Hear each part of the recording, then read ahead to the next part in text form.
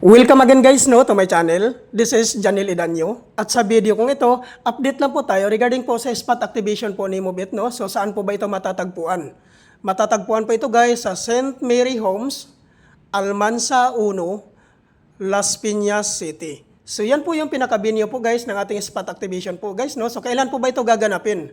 Gaganapin po ito guys sa July 8, 2025 po.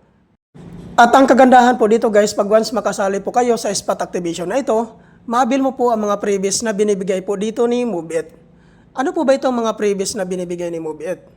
Ang number 1 po dito na previous na binibigay po ni Mobit, which is yung free helmet. Number 2, free 2 jersey.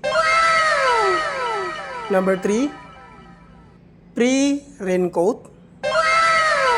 Number 4, free 2 weeks zero commissions. Ano po ba ito ang tinatawag na 2 weeks zero commission po ni Mobit?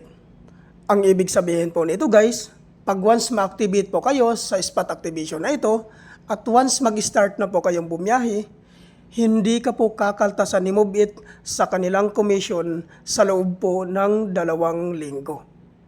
Ayan po guys, napakagandang panimula po nito guys. Pag once ma-activate po kayo dito guys, talaga